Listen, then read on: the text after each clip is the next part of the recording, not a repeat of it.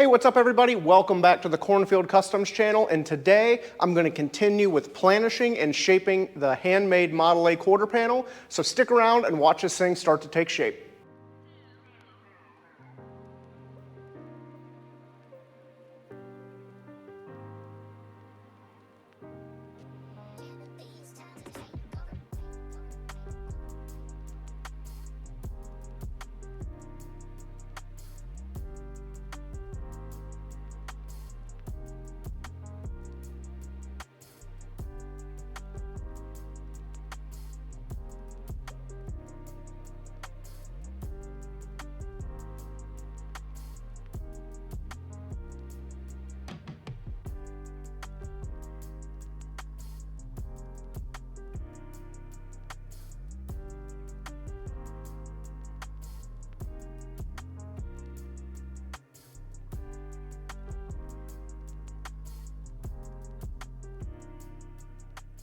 As you guys could see in the beginning of this video, I spent a lot of time planishing, mainly focusing here at the rear section of the quarter, due to that being where we did most of our shaping work, all with thumbnail shrinking to get our radius to go this way and this way, our compound shape that is at the rear corner of this quarter panel, and then I blended out into the low crown moving forward. There's still plenty of planishing left to do on this piece, but right now, with everything being blended out and pretty smooth, I wanted to go ahead and start fitting it to the car and making plans for the wheel well, our belt lines, any turned edges, and stuff like that. So that's about where we are right now. With that being said, I am not going to put this together exactly like a stock Model A. And I kind of mentioned that in the previous video, that there were going to be some changes, and I didn't want to get myself so locked in to trying to replicate that quarter panel that I couldn't see what the plan was for this car. Some of the modifications I'm going to do is I'm going to have this seam, a weld seam, into the rear panel instead of it being a bolt together seam like it was originally. That way we can keep things nice, smooth, and tidy, and I'm eventually going to remove this seam as well. One of the other things I'm going to change on this quarter panel is I'm going to put the bead lines or the belt line into the new quarter and come up into this roof side section due to there being rust behind here, and that way I don't have to make the quarter with a turned flange and then a section with the belt line to replace the rust. So I'm just going to incorporate that and kill two birds with one stone, and then the quarter will be welded on again just like the back instead of having a bolt together seam. Right now you can see that the quarter is sticking up really high compared to where our belt line is, and that is because the quarter is just sitting on the frame right now, and it's making contact with the frame because it is on a modified 32 chassis. So the client wanted a 32 gas tank, but I hate how they look like a dirty diaper sometimes. So what I did is I raised the rails up for the tank about 4.5 inches. So that puts the rail into the bottom of a stock quarter panel. So with it being clamped here, I can measure what our distance is here from our belt line to the top of the panel, and that'll give me a rough idea of how much I can notch out here at the bottom to prepare to lower this down and get more measurements. So that's going to be one of the first things I do, is transfer that dimension down here, notch this corner out so we can slide the quarter panel down, get it in the proper location, and continue making notes and shaping the panel.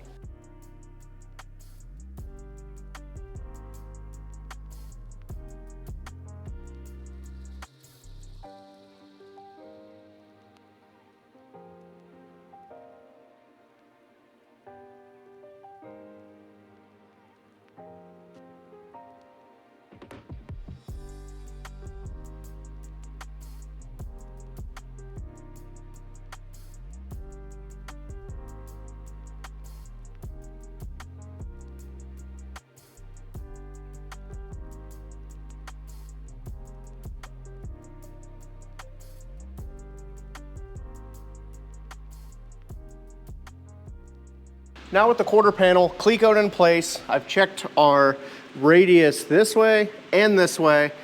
Everything's cleaned up, ready to go. What I need to do is I need to come on the inside, and I'm going to mark where the bottom of this top section of the quarter panel is, and I will go ahead and I will trace out where a wheel well is. And what I'm gonna do is I'm gonna give myself about an inch of buffer. So I'm gonna take a piece of 1 inch by 1 inch square tube, and I'm gonna tape a marker to that. And I will use that piece of 1 by 1 with the marker on it to go around the tire, marking the location and the radius of our wheel well opening, and that'll give us about that 1 inch buffer.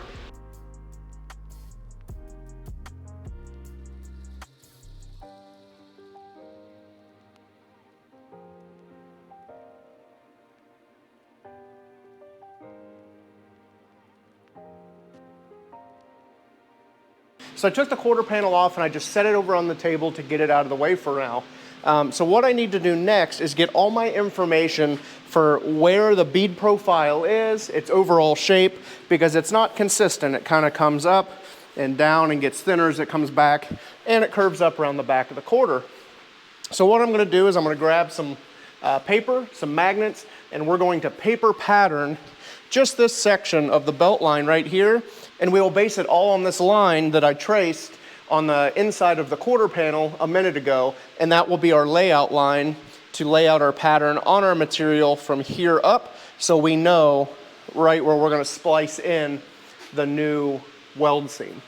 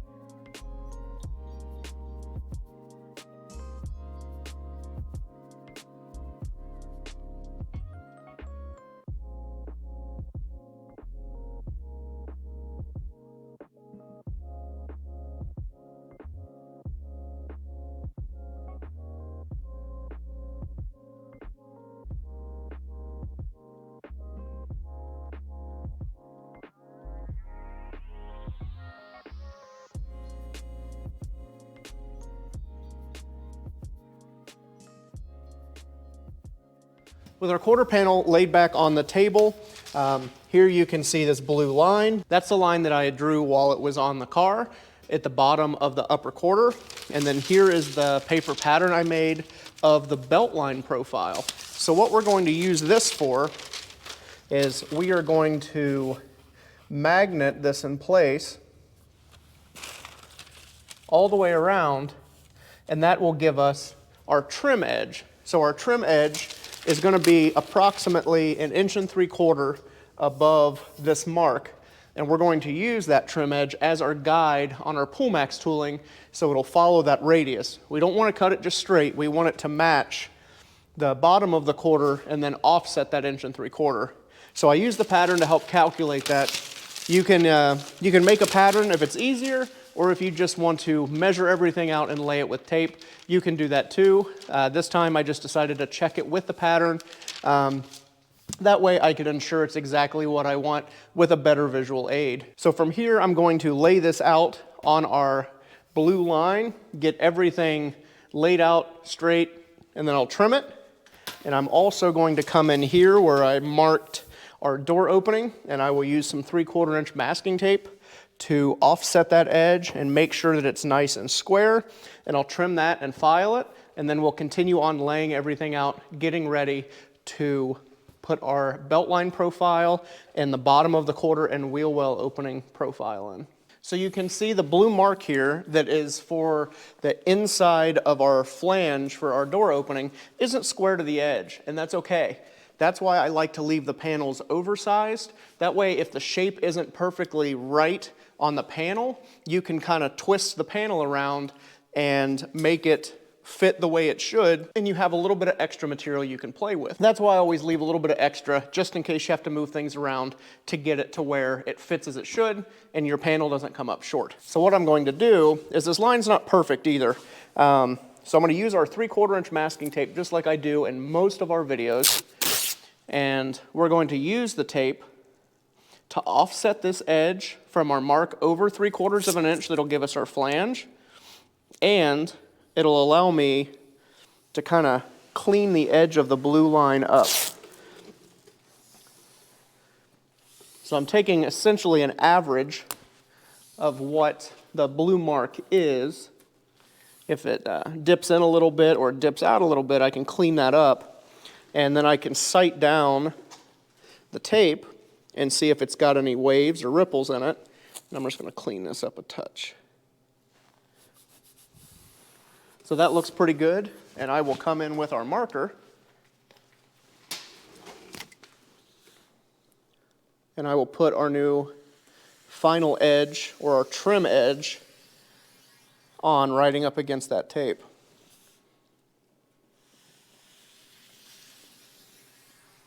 And then I'll come back with our snips, and we will trim this outer line, and we will make sure to file it so it's nice, straight, smooth, and deburred. And we will use this edge as a guide edge with our tipping tooling on the Linux for when we fold that up to a 90.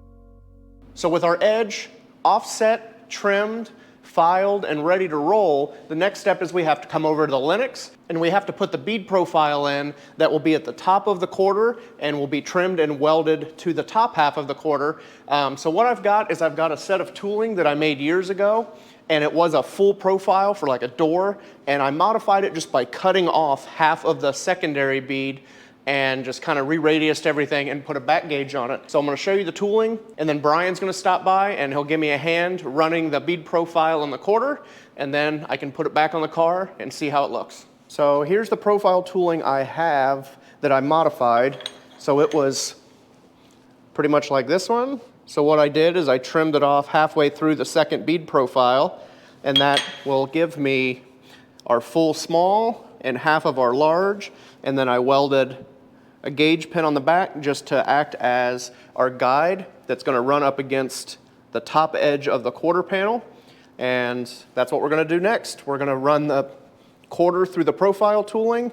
It's going to take a handful of passes, just don't want to get carried away to get excess of tooling marks. So we'll take our time, take as many passes as we need to get it nice, cleaned up. And after we run that, I'll put it back on the car.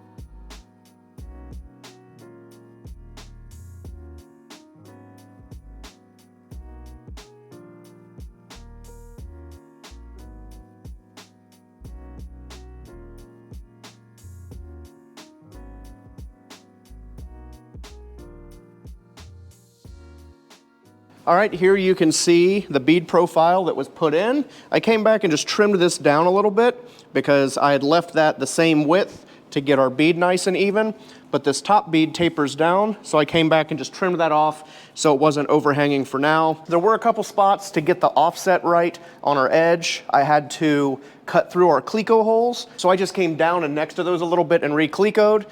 I hate it when that happens, but sometimes it does, especially when you're trying to overlap a panel and things can move just a little bit. So it's not the end of the world. I'll just have to weld up these extra cleco holes after the quarter's welded on. So not that big of a deal. And next up, I'm going to clean up the wheel well area here with tape, offset our edge for where the bead profile is going to be, and then where our turned hem edge is, because this blue line that I marked is going to be right where it turns under. So the bead profile will be above that, and then we will have to leave a little bit of material below that to be turned inward for our weld flange, so it's inside, so we're not going to edge weld anything. So I'm going to take this off, go back to the table. We'll offset it 3/4 of an inch up for the bead, 3/4 of an inch down for the hem, and we'll get ready to put that in today.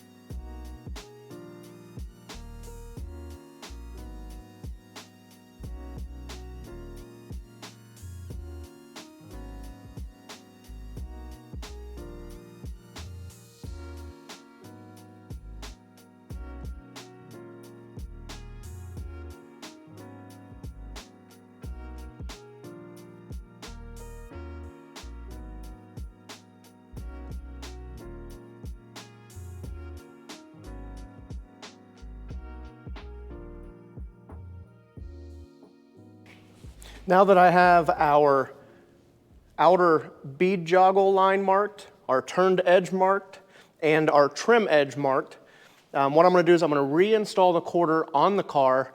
That way I can just double check that everything's laid out the way I want. That way we don't just go ahead and put the profile in and it be in the wrong location. So I'm going to put this back on the car. We'll verify everything is where it needs to be, and then we can get everything ready to make the guide fence to run the bead profile against.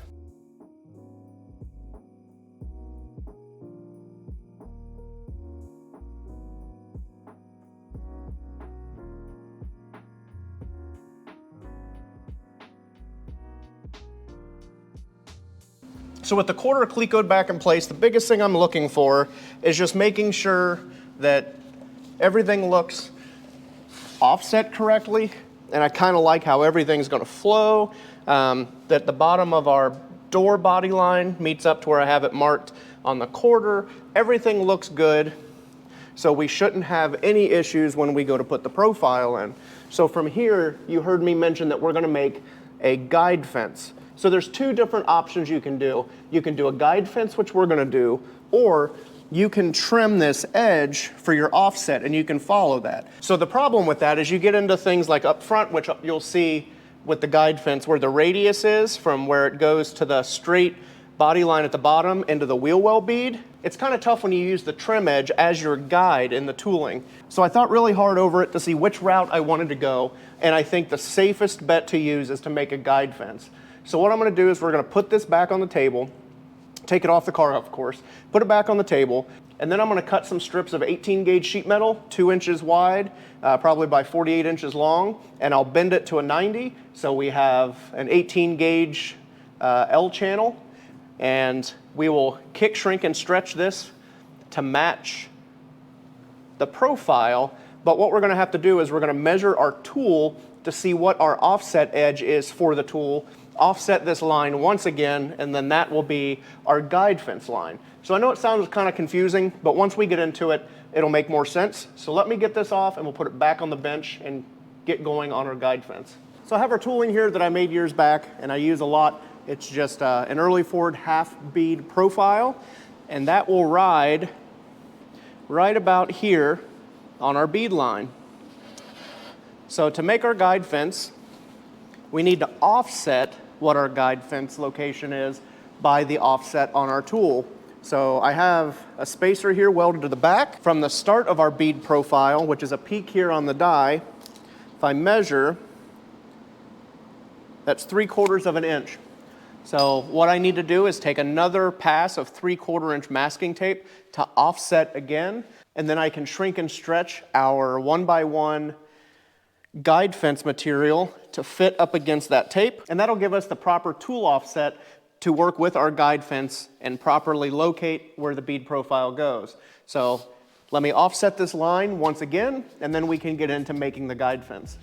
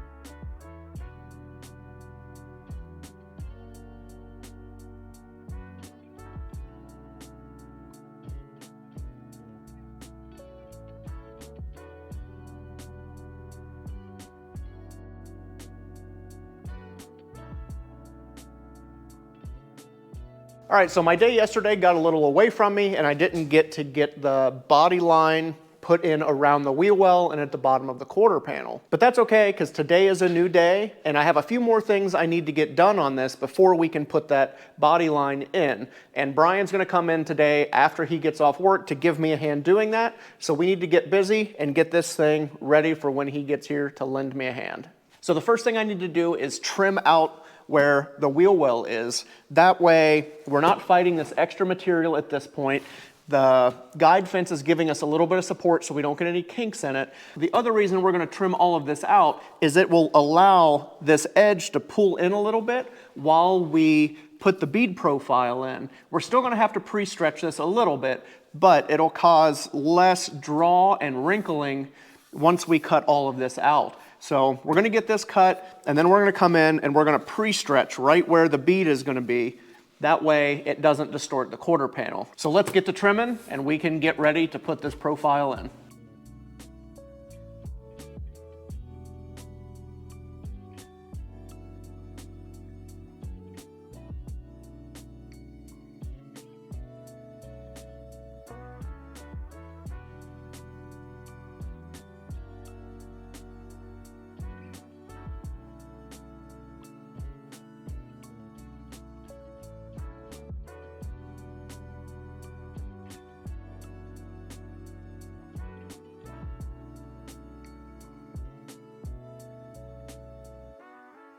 Now that the wheel well area is cut out, everything's deburred, filed, ready to roll, the next thing we need to do is we need to pre-stretch where our beadwork is going to go around the wheel well.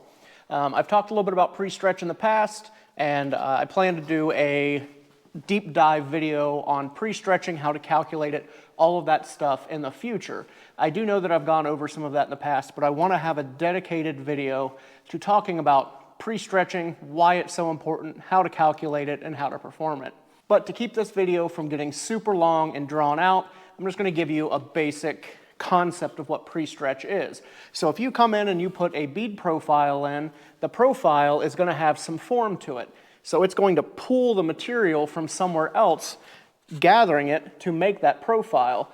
So it's gonna put some tension in the panel, and if you've done much beadwork, you know that if you put any profile in the center of a panel, it kind of gets like a twist or like a tin can effect to it. And what that is it's just that bead profile is drawing the material in to create that profile and putting tension and stress around it. So what we have to do is we have to pre-stretch the material right where the bead profile is going to go in. And what that does is essentially you're thinning the material and adding extra material. That way the bead profile can absorb that and pull it tight and it'll go back to flat. So it's gonna get a little wavy before we put the profile in, but as the profile comes around, it's going to draw it back tight, just like it never happened other than the profile is there, and it will keep the warping or the twisting to a minimum, or it'll completely negate any tension, twisting, or warping in the panel if you get it accurately pre-stretched. So the good thing about where our bead profile is on this panel is it's right here at the edge. The majority of that is it can be drawn in from the edge, and this opening will just move in slightly. The only thing you have to really focus on more than the main area is these tighter radii in the corners. So a tighter radius is going to draw more in multiple directions, and that's where you get a lot of your deformation. So I'm going to pre-stretch this entire area, but I'm going to focus a lot heavier in the corners to give myself a little bit of extra material to draw on. So I'm going to do this in the planishing hammer. I'm not going to get into calculating the amount of pre-stretch in this video because it's a little bit longer of an explanation, and I want to have that dedicated video for that. So I'm going to head over to the planishing hammer, I'm going to get it set up, and I'm going to leave our guide fence on here. That way I can push up against on our upper die, and I know that we're going to be focusing our pre-stretch right where it's needed, and then we will be ready to put this profile in the panel.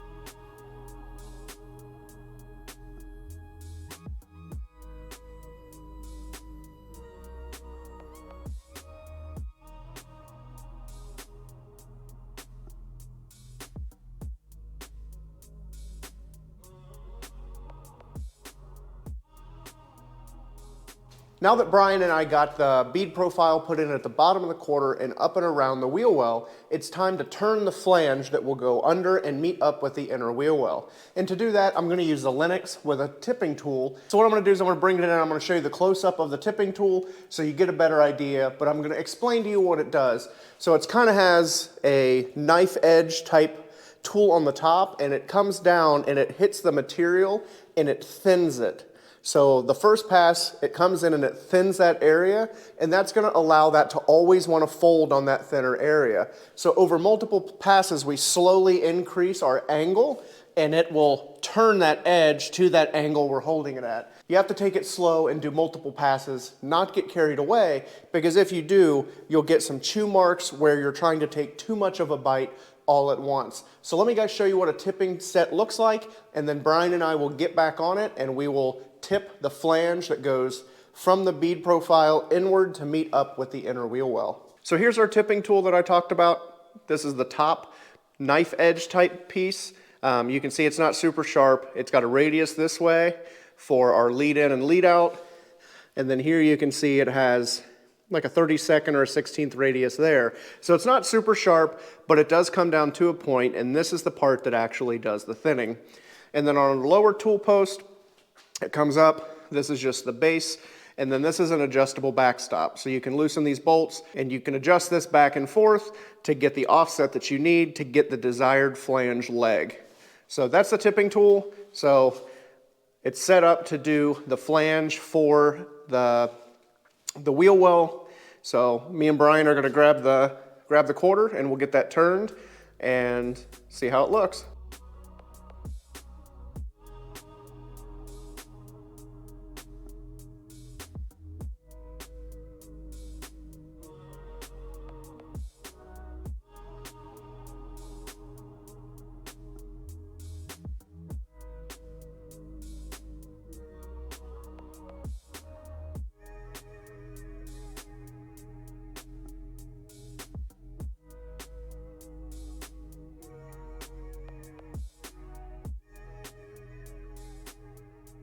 All right, there's the quarter with our upper bead, our lower bead, and we started to turn the inner flange that goes in and meets with the wheel well. Right now I've got it about at a 75-degree angle. I'm going to come in and do the rest of the tuning on that by hand with a hammer and dolly. You get into a thing where once you start turning the panel up to a certain angle with the tipping set, you're going to run into the machine. So you're kind of limited on the angle you can rotate that up to get the turned edge put in. Now granted, I could put a 90-degree tool set in the Linux and crisp that up and get a 90 all the way around. The issue is you risk damaging your bead profile with that tool, and this doesn't need to be 90 everywhere. It'll be 90 at the top, and as it comes around to the front and back of the wheel well opening, it softens a little bit, especially back here where it comes around to the back of the car. So it's just easier to finish that up with hammer and dolly, and it's still going to want to fold on that thinned line that we put in with the tipping tool. So I'll just finish that up by hand on the bench, and that'll be in the next video. So from here, all that's left is to start fitting the inner wheel well. I have to turn our flange for the door opening, and then just some final planishing in the radius here, blend everything forward, weld up the cleco holes, and just make sure everything is on point and looking like it should.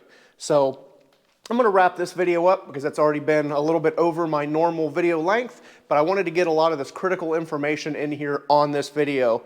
So on the next video in this series, it'll be just what I mentioned, putting the wheel well in, turning the edge by hand the rest of the way to meet that inner wheel well, doing the door, and just finishing everything up. So that'll be the last and final episode in this series on this Model A quarter.